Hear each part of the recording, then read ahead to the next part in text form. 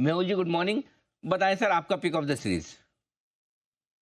Good morning Anil ji, good morning Deepanshu. आज की जो पिक ऑफ द सीरीज है वो है मारुति फ्यूचर्स। मारुति फ्यूचर्स लेकिन कंडीशनल बाय है, बाय अबव 11250, 11,250 के ऊपर खरीदना है। स्टॉप लॉस इसका रहेगा 10,900 का, टारगेट 11,800 का। सेल्स नंबर ठीक ठाक आए हैं, हाईली ओवरसोल्ड है ये चार्ट पर। और वीकली में अगर देखो तो 100 ईएमए को रिटेस्ट किया है। जो रैली शुरू हुई थी तकरीबन 9700 से 13,000 प्लस प्लस तक, उसको 78.6% रिट्रेस किया है, ट्रेंड लाइन सपोर्ट पर आया है। साथ ही साथ जो प्रीवियस डिमांड जोन था, जो ब्रेकआउट जोन था, उसको रिटेस्ट किया। तो यहाँ से एक बाउंस का कैंडिडेट लगता है Maruti, can be pick for the series. Target जो रहेगा वो 11,800 का रहेगा। मेहुल जी एक बार जरा एनसीसी का चार्ट देखें, मुहूर्त सेशन में भी काफी एक्टिव रहा। अब इसके लिए राय क्या बनती है?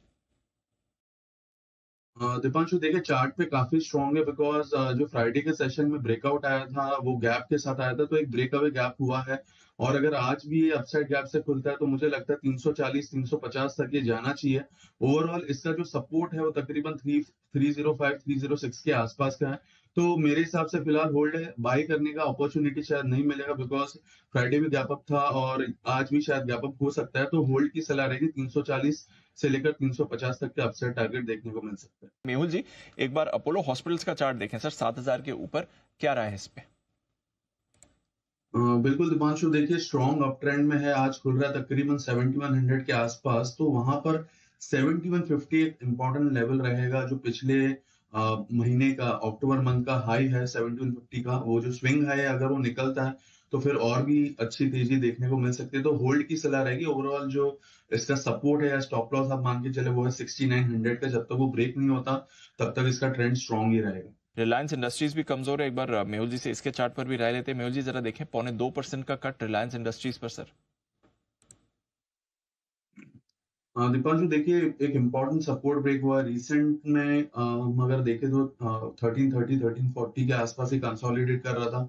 आज उसने ब्रेक किया तो मुझे लगता है 1300 के करीब ये जा सकता है। 1300 के नीचे अगर गया तो थोड़ी बहुत और वीकनेस देखने को मिल सकती है। तो अपसाइड पर 1340 जब तक ये निकलता नहीं है तब तक इसमें खरीदारी की सलाह नहीं रहेगी। उसके ऊपर ही एक ट्रेंड रिवर्सल कंफर्म होगा। सो 1340 ये जो लेवल है उसको ध्यान में रखना, उसके ऊपर इसमें खरीदारी करनी है।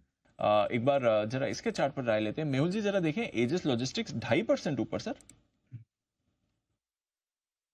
हाँ दीपांशु, बहुत ही क्रूशियल लेवल पे आ गया है। 845 के आसपास का इसका बहुत ही अच्छा ब्रेकआउट जोन है। वो अगर निकलता है तो इसकी तेजी में और भी सुधार हो सकता है। 845 अगर निकलता है तो तकरीबन 920 930 के जो हाइस है वहां तक ये जा सकता है। तो अभी के लिए जो लेवल टू वॉच आउट है वो 845 है। फिलहाल तो बने रहने की सलाह है, बिकॉज एक ट्रेंड लाइन ब्रेकआउट भी आया जो जिसका सपोर्ट है तकरीबन 780 790 के आसपास। तो वो स्टॉप लॉस से होल्ड किया जा सकता है। 845 के ऊपर और भी पोजीशन ऐड की जा सकती है। तकरीबन 920 930 तक के अपसाइड देखे जा सकते आइए इसी बीच बढ़ते आगे और अब वक्त है एक बिगुल का मेहुल जी के लिए बीटीएसटी का।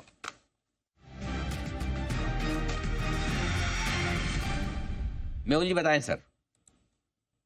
अनिल जी, जिस तरह से मार्केट में अनसर्टेनिटी है तो अगर कुछ डिफरेंसेस में जाना है तो आई फील आईटीसी एक अच्छा ऑप्शन है। 488 के आसपास चल रहा है, खरीदारी की सलाह रहेगी। 488 से लेकर 484 की रेंज में आप धीरे धीरे एक्यूमुलेट कर सकते हैं। 475 का इसमें स्टॉप लॉस रहेगा। अपसाइड टारगेट मैं समझता हूँ तकरीबन 510 का पहला टारगेट रहेगा और उसके बाद 520 का टारगेट रहेगा।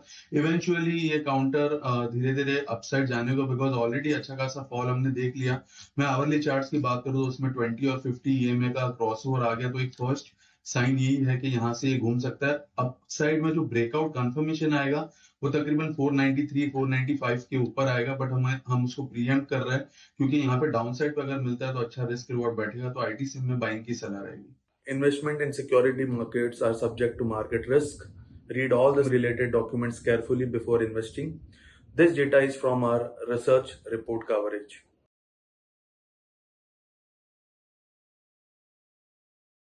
Investment in securities market are subject to market risks. Read all the related documents carefully before investing.